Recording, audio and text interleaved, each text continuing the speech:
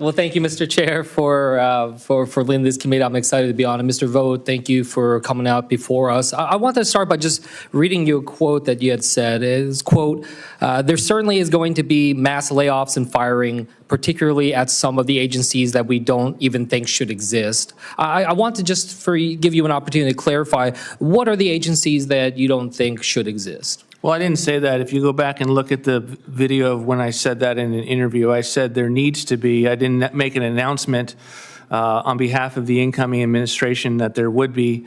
So I'm not here to do that or to elaborate on any plans to that effect, because I'm not sure that they exist.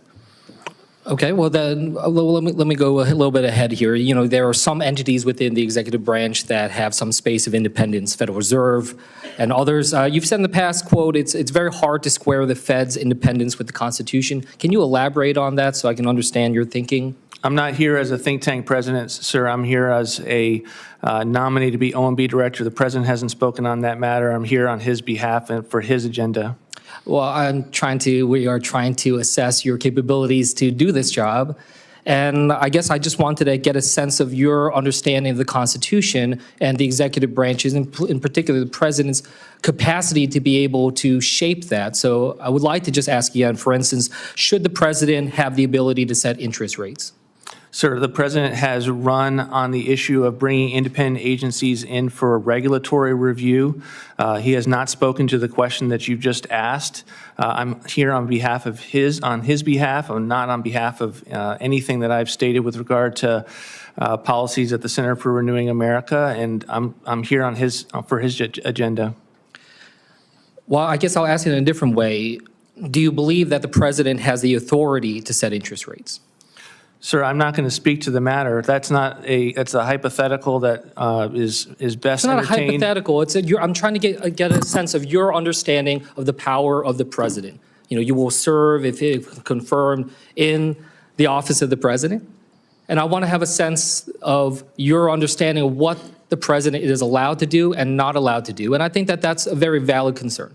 Again, Senator, I'm here for the president's agenda, and my view of OMB is that it is a very important office. It touches all aspects of the federal government, and that it is important for the president to have someone in this role that wants to accomplish his agenda and not their own personal agenda. That's what I'm known for, and that's what I'll continue to be if confirmed. Well, look, I will move on to something that's very clearly not hypothetical then, which is your previous work in the past administration. You said in your written testimony here, quote, the civil servants at OMB are amongst the most resourceful and innovative I've worked with. But I've also heard you say in other circumstances, quote, you know, we want the bureaucrats to be traumatically affected. When they wake up in the morning, we want them not to want to go to work because they are increasingly viewed as the villains. We want to put them in trauma.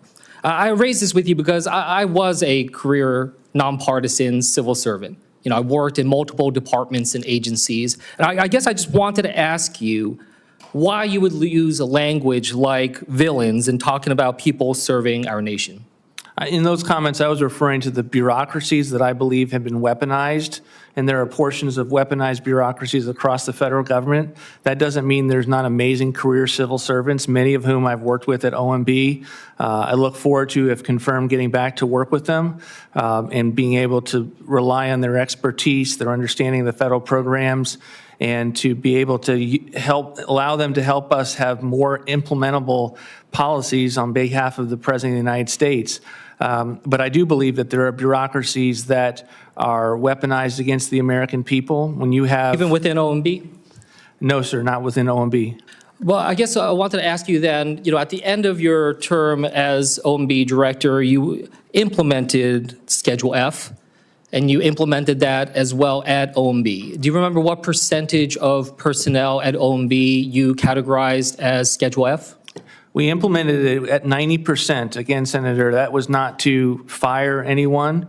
It was to change their classification. And what is the purpose for the changing of that classification? What does that allow you to do? It's to ensure that the president, who has policy setting responsibility, has individuals who are also confidential policy making positions, are responding to his views, his agenda, and works under the same basis that most Americans work on, which is they have to do a good job, or they may not be in those positions for longer. And I didn't find that to be the case with regard to anyone at OMB. But you felt that it was necessary to take this step still and hang that over them. Well, the president had a policy. He instructed all agency heads to use the Schedule F classification.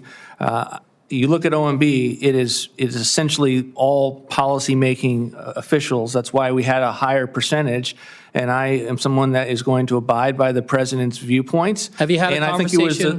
I think it was a sound policy as it pertains to making sure that the president has career civil servants that are going to give us all of their knowledge and expertise and disagreement at times as to what they think about a potential proposal, but at the same time being aware. Hold on for a second. I just wanted to ask this question, which is, hold on, has the president-elect had conversations with you about restarting Schedule F starting January 20th? I don't speak to the conversations that I have with the president. Those are private deliberations, and I'm not here to announce anything on behalf of When we have these confirmation hearings, we ask those that come before us to let us know what are the priorities of the president when it comes to the work that you do. I want to ask one particular question here. In the first administration, or so far in hiring for the second administration, have you or any other managers asked candidates for employment or current employees if they have who they have voted for in the presidential election, what party they are affiliated with, or if they have donated to campaigns? No. You have never, no one that you know of? No. And if you had heard and come and understood that some people within the administration or incoming administration are asking those questions, what would be your response to that? I can only speak for myself, Senator. I haven't asked those questions. Okay. I yield back.